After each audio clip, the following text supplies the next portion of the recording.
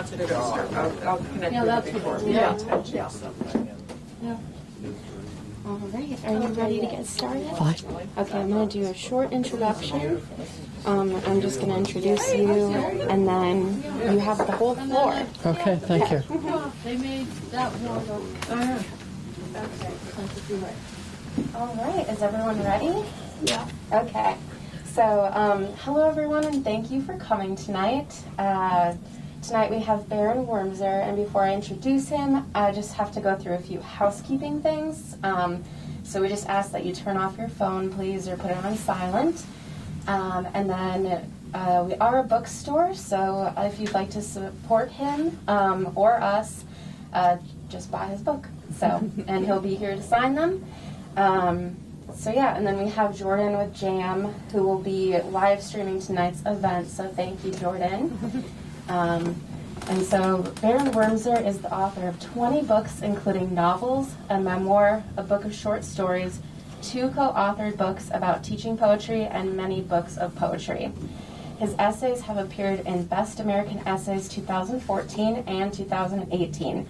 He has received fellowships from the National Endowment for the Arts and the John Simon Guggenheim Memorial Foundation. From the years 2000 to 2005, he served as Poet Laureate of the state of Maine and received an honorary Doctor of Humane Letters degree from the University of Maine at Augusta. He is the founder of the Frost Place Conference on Poetry and Teaching. So, welcome. Thanks for coming.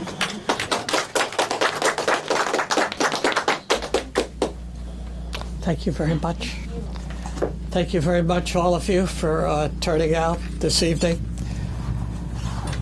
It's wonderful to be here in this wonderful bookstore. Independent bookstores are so important. I'm going to read tonight from 3 books. I'm going to read from a novel, from a book of poems, and from a memoir. So some genre you like is bound to show up. So I'm going to begin with the novel. The novel came out in October.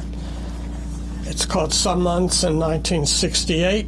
It's about a family of 5 living in suburban Baltimore during a very tumultuous time in American history. Of course, a time of war, assassination, civil unrest.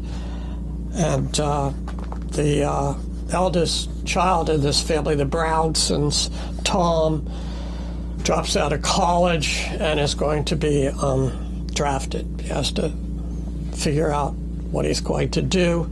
He faces a situation thousands and thousands of young men faced at that time. So in many ways it's a book about conscience and Tom finding his way to who he is as far as conscience is concerned. The book's told in short chapters, and I'm going to read a couple of them. The first one is Tom starts to get involved with a woman. She's a waitress who he encounters driving around Baltimore late at night, stops in a diner. And her name's Charlene. And so this is Tom and Charlene when they're starting to get together. You smoke pot? Charlene hunched over the table toward him, but didn't particularly lower her voice. Her son Travis sat beside her, playing with some sugar cubes. The luncheonette she had chosen was near her house. Everyone will see me sitting here with some good-looking young guy who's not from around here, because everyone here knows everyone else. That's great, because I'm sick of being who they think I am. She turned to her son. That's wonderful, Trav, but drink your milk, too. Travis said, yes. He lisped a bit, but didn't reach for his milk. Yeah, I do, replied Tom. What was he doing? Talking to this woman with a little kid and a shaky hold on life, had that stoned, hyper-real feel to it. But then the words, why not, flashed across the screen of his mind. These days, that phrase seemed to sum up everything. As far as he could tell, the draft notice wasn't going to catch up with him in the near future because he wouldn't be reported as having officially dropped out until the end of the semester. But he could be wrong. There were many stories out there about draft boards. One size did not fit all. I didn't used to. I heard about it in high school, but I was a jock and drank beers with the guys. Pot was for the long hairs. Then last year I got turned on by a girl I met. I liked her and she smoked. If I wanted to hang out with her, I needed to start smoking too. Led astray by a woman, an old story. Charlene drew back and tapped two impatient fingers on the table. Travis pushed his sugar cubes onto the floor. He stared down as if asking, "How did that happen?" So I did, and I liked it. Because it slows your head down, because you start looking around in a way you never looked around, because it made the world seem pleasant, even when the world wasn't so pleasant. Shangri-La? Not exactly. People have been smoking marijuana for a long time. I just joined up. Not a big deal. It takes the edge off. There's a lot of edge to be taken off. You can get busted. I can, but I'm careful. And it's not like where I live is crawling with cops. Will you smoke with me sometime? You're a pretty fast mover. Tom took her drumming hand and held it. Time has not been on my side. I didn't think the word widow was going to enter my vocabulary at this age. Travis had gotten down and was retrieving his sugar cubes. Get up on your chair and drink your milk, Trav. We're going to Nana's house. Sure, we can do that. I don't have a place of my own, but we'll go to some neck of the woods around here. Only the deer will smell it. Yeah. Travis was crawling under the table. That lady over there is noticing your hand on mine. That's good. Should I know how your husband died? Everyone always wants to. Why shouldn't you? She picked her hand up and made a flicking motion. Get up, Travis. Her face looked quizzical, searching for an answer to an impossible question. He died in the war, in the line of duty. When the military comes to your door, that's all you learn. Like they're telling you something you didn't know already, but you get to hear it from them, all serious and official. Not that words could make a difference. Charlene swiveled and bent toward her son, who was building a sugar cube structure on the floor. You've got a mind of your own, don't you, little boy? Wonder where that comes from. It's okay if you don't tell me. Charlene kept her head down. I have told you, but you get that. It's like something that comes out as nothing. I wasn't there. What the hell do I know? Tom got it, didn't get it, half got it, wanted to get it. Hey, Travis, he said, what are you making there? So that's one little chapter. There's something like 80 or 90 of these little chapters in the book. I wanted to give people a feeling of the day-by-day of life in that world at that time. Okay, so now I'm going to, so the book is chronological. It moves along through the months. And so this is March of 1968. Helen, who's the mother in the family, is getting a master's degree in history. She wants to be a high school history teacher. And the last course she's taking to get her degree is a course in African American history. Not that many people teaching it, actually, in 1968, just starting to be taught. Each chapter has a title which comes from the previous chapter, some words at the end of the previous chapter. This chapter is called The Steady Drumbeat of Historical Determination. Helen scanned the room for the young man she had met at the luncheonette but didn't see him. She took a seat next to a woman who also was a master's degree student and who also intended to become a history teacher. Her name was Margaret Martin. They had joked about her having the same initials as Marilyn Monroe. The professor, who was young, no more than 35, tapped the microphone on the podium. I'm going to be lecturing today, as you know from your syllabus, on the migration north, and we'll be showing you some slides of the migration series by the painter Jacob Lawrence. As slides, they are just notions of the paintings, which I would urge you to see for yourself in Washington and New York. But then again, much of life is notions. He touched the knot of his tie, a ritual gesture. Helen thought of her husband, men and knots. But before I start, I want to say some words about what is going on right now. As you know, if you have been following the news, Martin Luther King Jr. is in Memphis, Tennessee, to lend his support to a strike on the part of sanitation workers there. Again, as you may know, on February 1st, 2 black sanitation workers were crushed to death when the compactor mechanism of the truck they were working on was triggered accidentally. This happened on a rainy day, and the men were sitting in the back of the truck to keep out of the rain. Some people refer to these workers as garbage men, and there is no doubt that what went into that truck could be foul and disgusting. They were doing work, however, that needs to be done and is as important as what any person does in this world. More important in ways because there were no notions in their work. They were doing something actual that this society depends upon. Every face was turned forward. There were 2 black students out of 70 or so. Since then, the workers have rallied to seek better conditions, wages, and pensions. The mayor has been adamantly opposed to their demands. As far as he is concerned, they have no right to strike. They should be satisfied with their lot. His philosophy, a word much too high-toned for what is occurring there, is paternalism, a word with which you are familiar in our studies in this class, if you weren't familiar with it already. He thinks he is doing those workers a favor, and he thinks he is doing white people a big favor by keeping these men in their place.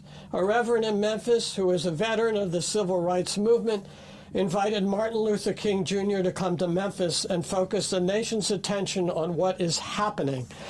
He spoke to the workers and their supporters and has promised to do more to lead a larger march.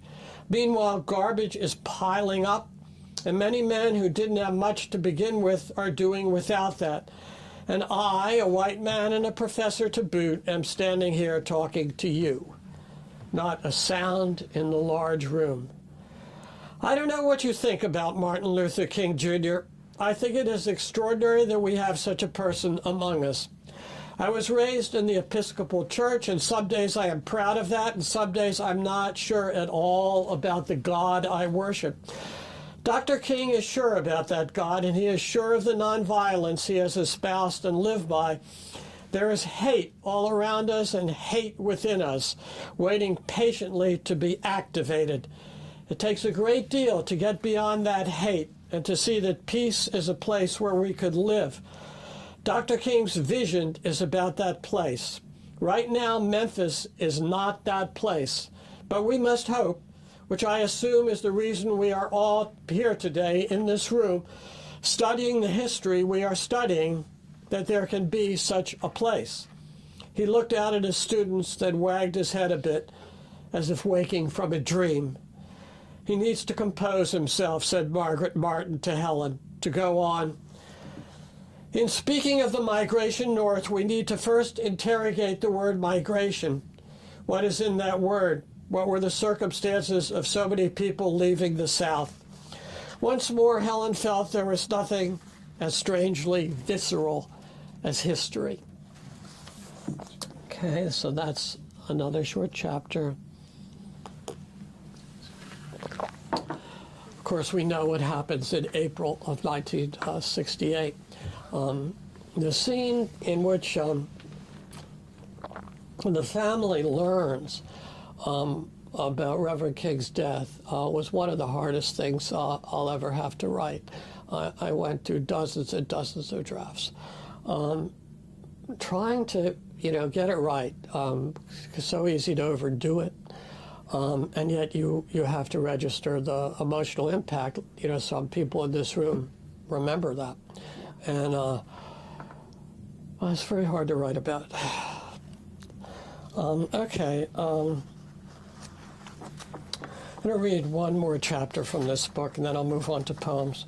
At the end of April in 1968, there was something called National Student Strike Day, in which students struck across the nation about the war in Vietnam. One of the members of the family is Sharon, who has renamed herself Starflower, in keeping with the era, and it's shortened to Star by her friends. And she's one of the radicals in her high school. She's co-editor of the student paper, and she spearheaded the strike. She's there with her friend Ruthie and her brother Herb, and Ruthie and Herb have hooked up. Star stood before her high school in the early morning, Ruthie and Herb on one side of her, and giving off the physically close to one another vibe of being a couple. And on the other side, two sophomores who worked on the newspaper and were against the war. Also present were Mr. Rackstraw, a history teacher, and Miss Gonzalez, a Spanish teacher. As teachers, they had been the negotiators with the principal and superintendent about the right of students and teachers to participate in the national strike against the Vietnam War, which, as Mr. Rackstraw pointed out to anyone who cared to hear, was not an official war. After numerous meetings, after which the two teachers talked with Ruthie and Star about what transpired, permission was granted to hand out a one-page summary of the participants' position, along with the right to strike by missing the first period class. Students who missed the class would not be given a 0 for attendance, nor would their absence otherwise be held against them.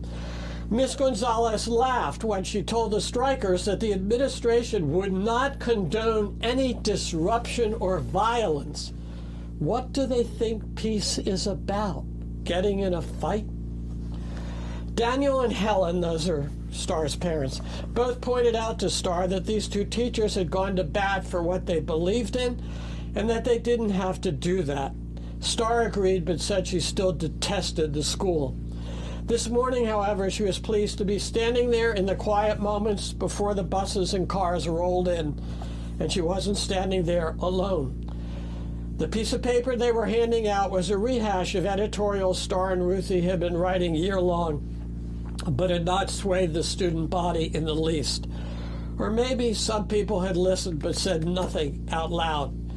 She yearned for someone to come up to her and say, "I know you're trying, keep at it." Maybe life didn't work that way. The first bus rolled up and a gaggle of students stepped down, some animated and some zombie-like, some talking with others and some buried in their own thoughts. Star thrust out her hand and announced, "National Strike Day, here, read all about it."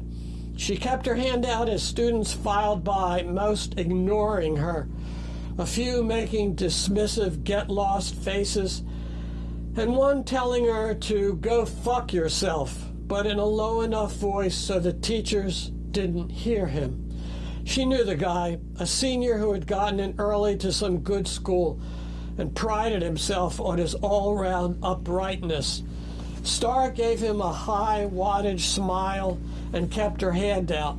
A freshman girl took the paper, stopped, and whispered, "I'm on your side. I'd join you, but if my parents found out, they'd kill me." She hurried on. A number of kids took the paper and made a show of crumpling it up and dropping it on the ground. Star wanted to say something, but held back.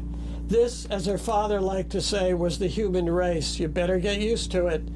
She didn't want to get used to it, but she didn't have to give up either, because every 7th or 8th kid took the paper, and nodded or said something like what the freshman girl said, or a few times even stronger than that like a girl in her physical education class who seemed to live to play volleyball and who took the paper and said, without missing a beat, "I wish I had your guts."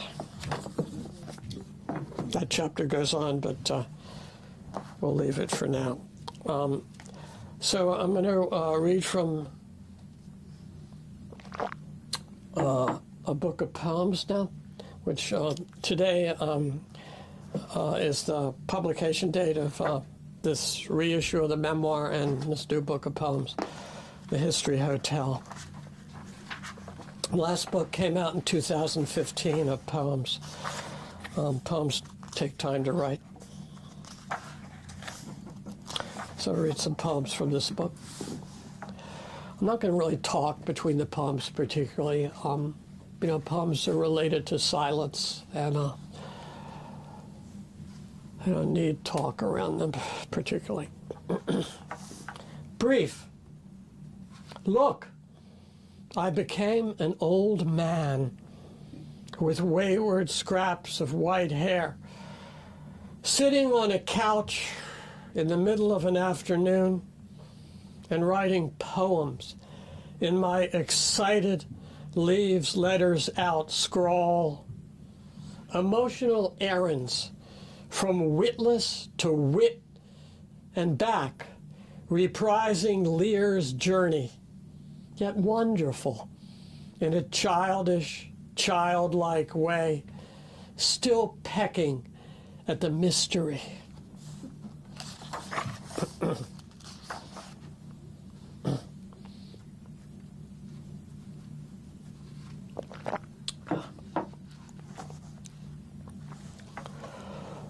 Once I was a candle, carried upstairs, downstairs, one room to another, a scholar making modest inroads, interrogating shadows, ardent, lucid, but wavering shamefully in any draught, and untrustworthy, firing a stray sleeve or curtain. My communicable sincerity, a disaster. Lost and lost, disappearing, a stub, a memory, and then seemingly nothing, but liable to be reborn. My puddled dissolution, remelted and molded. One of the incarnated who supplied a modest sign to the doubters. One who knew there was no end to light, however faint.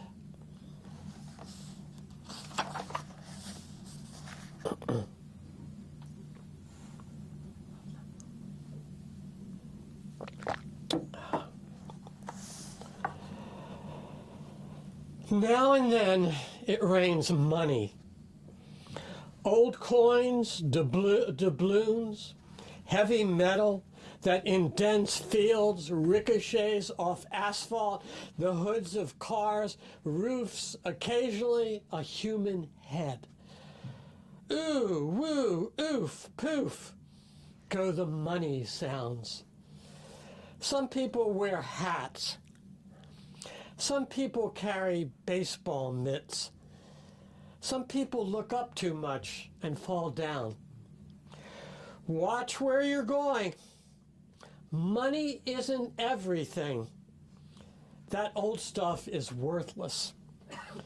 The weatherman on television is embarrassed. There is no accurate forecast. There is no real explanation.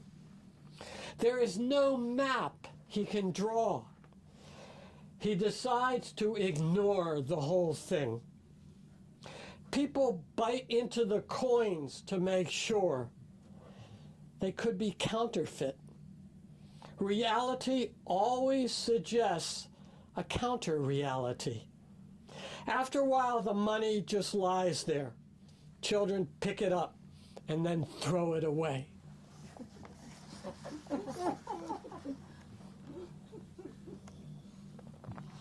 My dad was an accountant. It's probably a revenge poem on my part.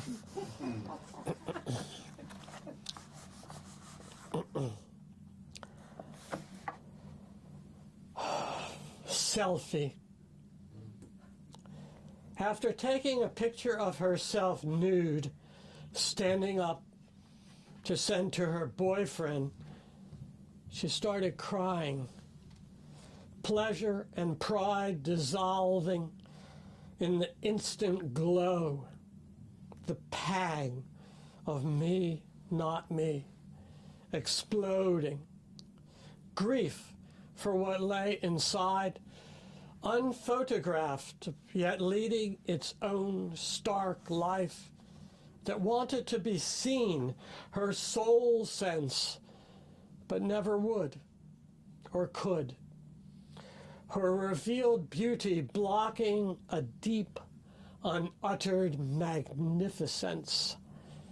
Perhaps what he adored even more than the breasts and thatch of hair and winsome 16-year-old smile, all that stood within her given name and that a year later would entice random World Wide Web comers, this body blazing forth the call of one love, the many betrayals.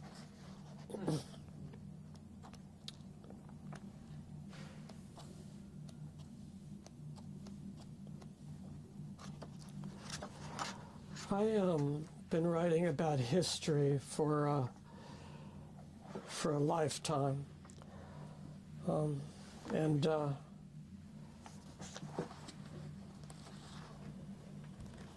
written a certain amount about World War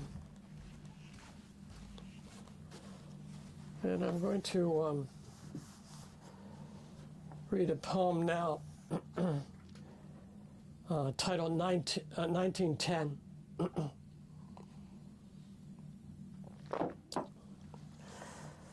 In 1910, in Paris, the Russian poet Anna Akhmatova and the Italian painter Amedeo Modigliani had an affair. And this is about that.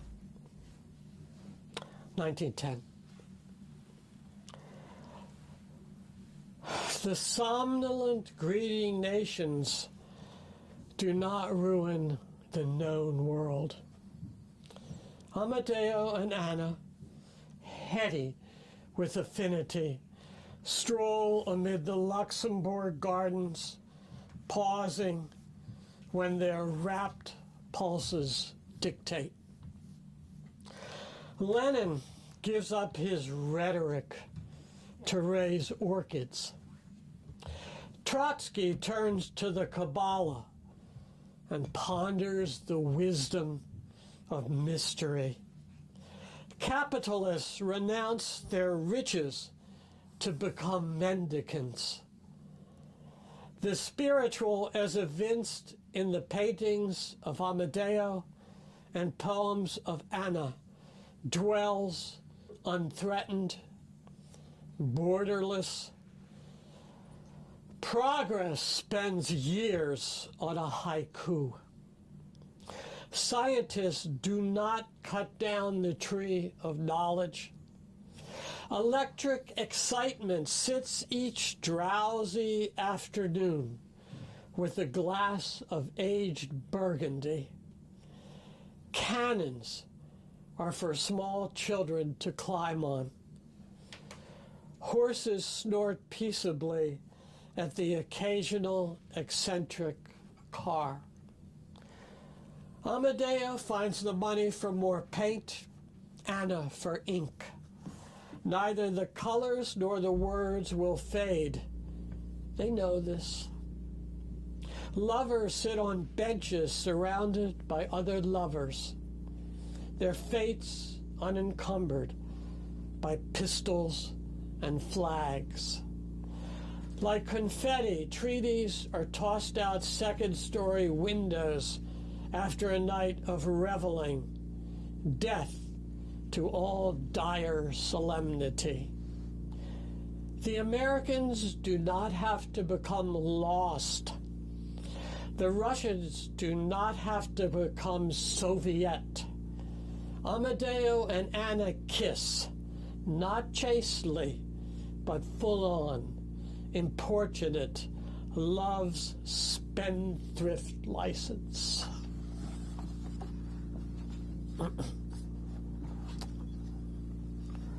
Okay, a couple more poems.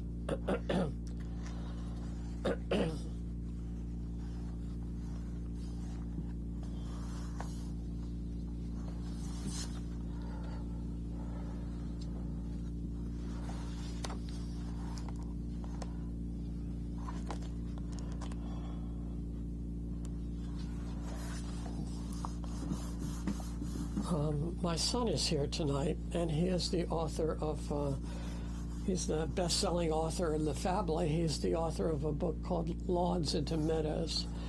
His name's Owen Wormser, and it's about taking your lawn and turning it into a wildflower meadow, which is a very wonderful thing that people are starting to do worldwide.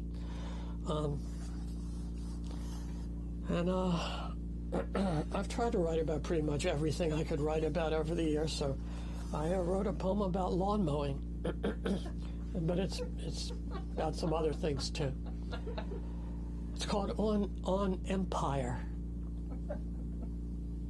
The lawn subdued, machine at rest. The hero pauses to admire himself. So much order enforced handily, the shortened grass enduring. A small empire, but nonetheless a realm over which an ego might tower, not Nero petulant, but stoic, briefed in care's duties. Barbarians to meet head-on the weeds of weeks and circumstance, waving their ugly, misshapen crowns. So, some patrician once gazed at the busy slaves loading and unloading casks of something. The fecund earth partitioned and ruled. Lives mowed with brazen, deathly power.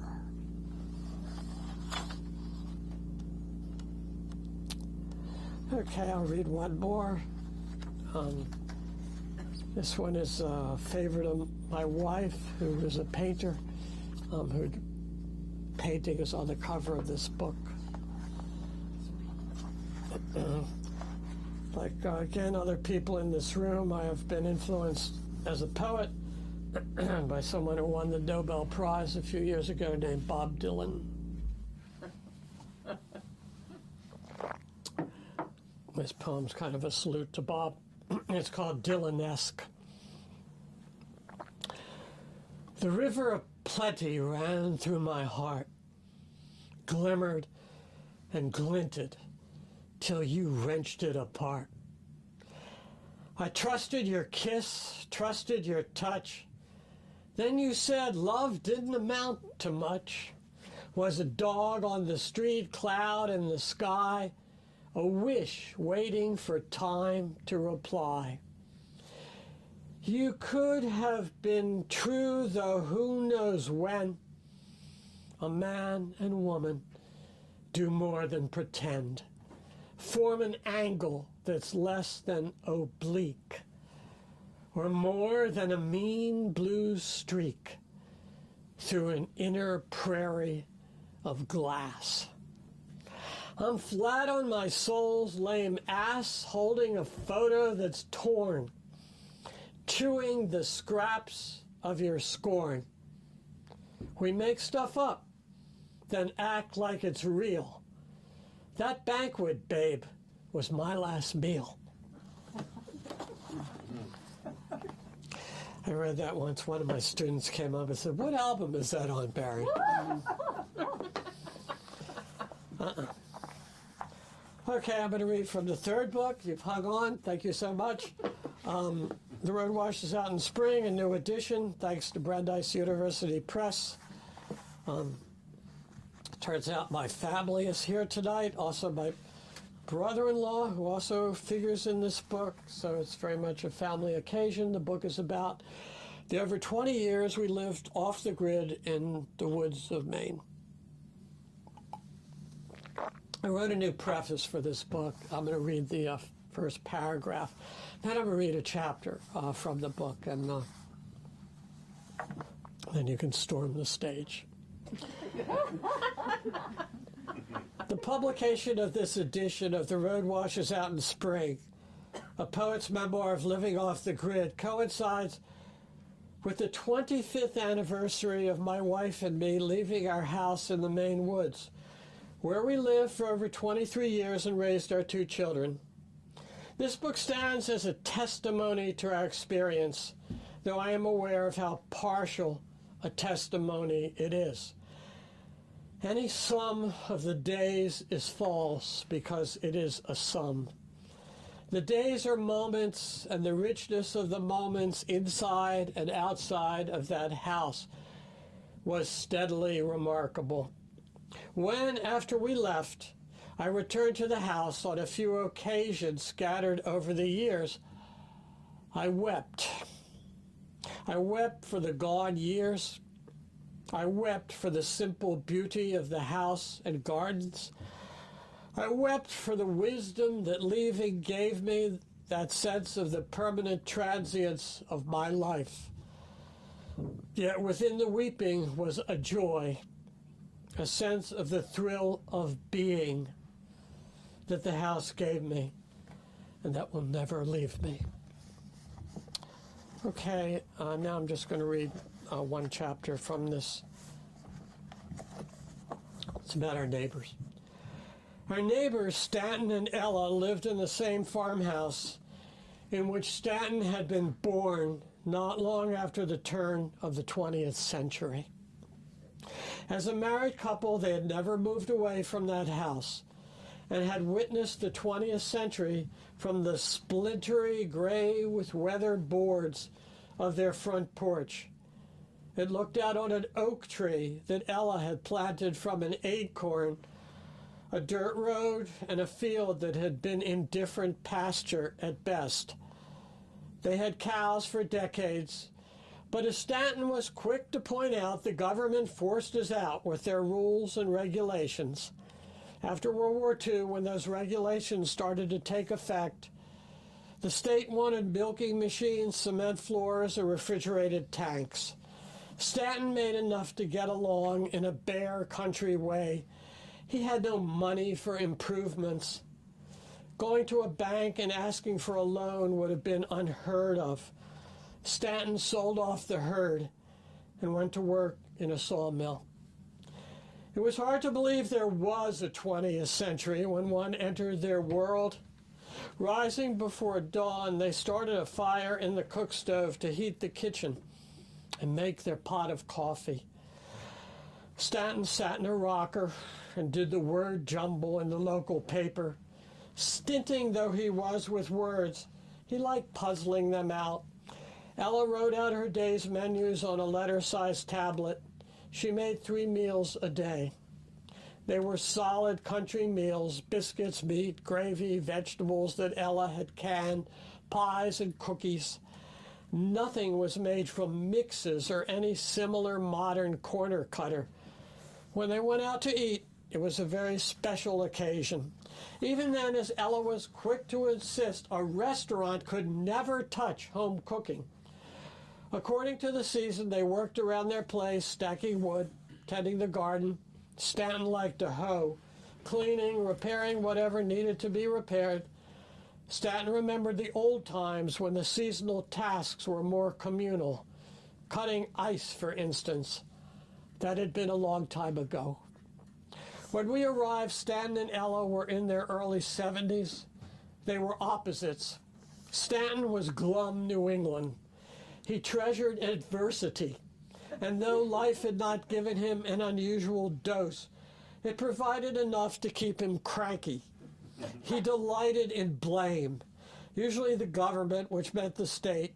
The federal government was far beyond his ken, was the recipient of his outbursts, though it could be environmentalists and other worthless do-gooders who had banned what Stanton considered to be helpful pesticides like DDT.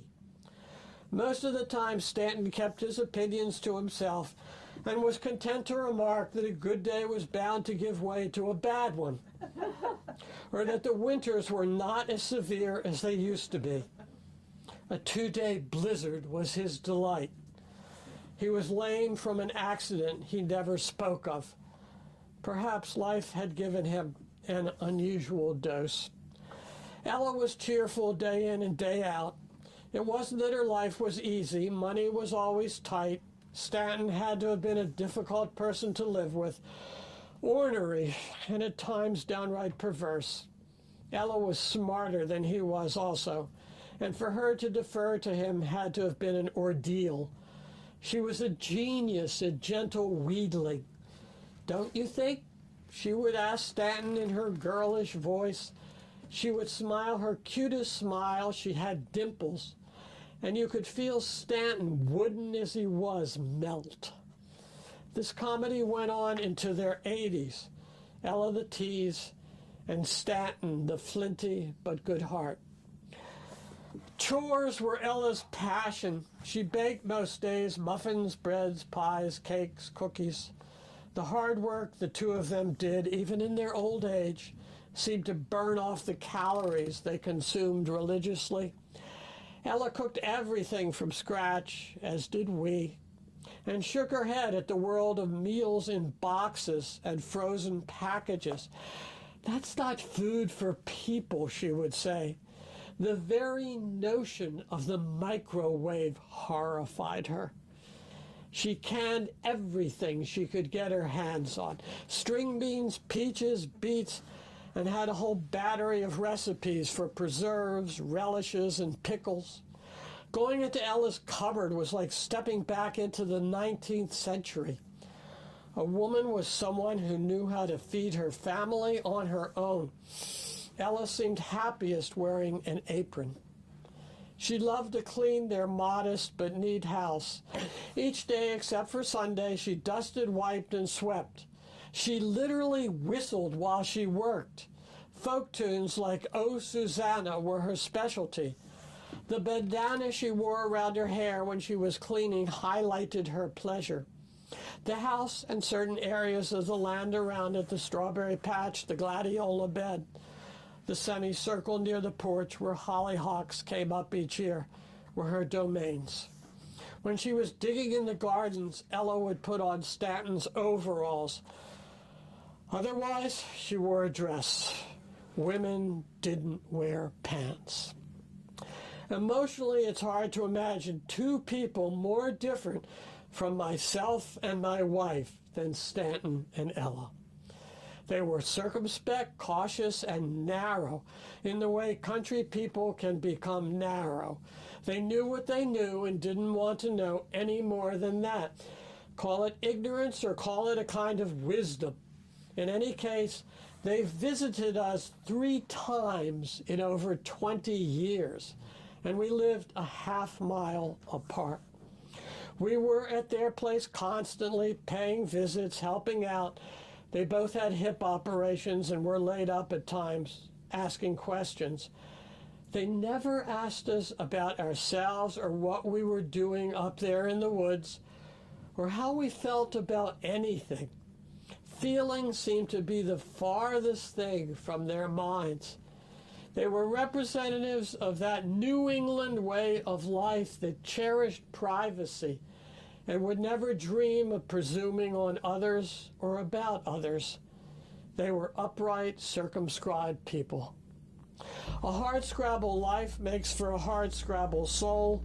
Stanton and Ella had the consolations of their Methodist religion, and those were considerable.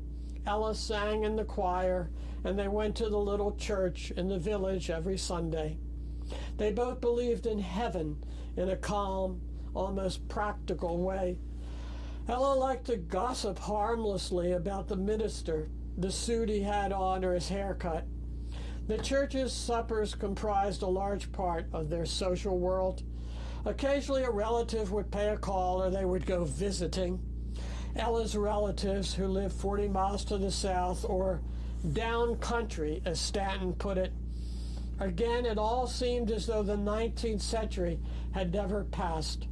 When you sat on their rickety front porch among the numerous cats Ella kept, and whose kittens Stanton drowned in their pond, and the geraniums that she had potted in Maxwell House coffee cans, you were taking your ease on that yeoman's farmstead Thomas Jefferson had treasured. It was a vision that was a back-breaking pipe dream. It was a vision that left the engines of capital to do their work as they saw fit. Still, it was peaceful to sit there and chat about the old days with the two of them, when they walked miles to school, or how the snow covered the tops of the telephone poles one winter. The cats sparred with one another or dozed. Ella noted that a chair was about to give way if Stanton didn't fix it right soon. No one was going anywhere. Okay, I'm going to skip a couple paragraphs and read the last paragraph of this chapter about Ella and Stanton. Their lives were earthbound. The century of unimaginable horrors, of Hiroshima and Auschwitz, of the Gulag Archipelago and the Khmer Rouge, passed while Stanton and Ella lived on that spot where the south sun came through the oak tree, where they watched generations of squirrels and foxes and meadowlarks come and go. It was theirs, and in their Yankee way, they treasured it. Ella even wrote poems rhyming couplets about birds and trees, and one about a porcupine that had taken up residence in their falling down barn, and that Stanton eventually shot. It never would have occurred to them to praise us to our faces for the work we did on our place and for how we brought up our children. Life was a series of chores. You did them or you didn't, but you certainly didn't talk about it. To romanticize Stanton and Ella would have been absurd. They were cloistered, chary people. To deny them their dignity would have been glib. They were at one with the ground beneath their feet. They never made a fuss about it or anything. Thank you.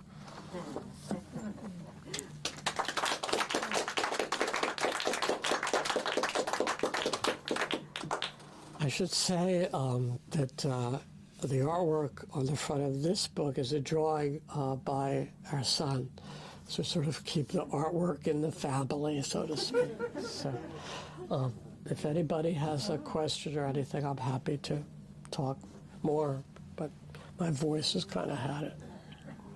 This isn't a question, but I have to share with you that I have a half-sister named Starflower.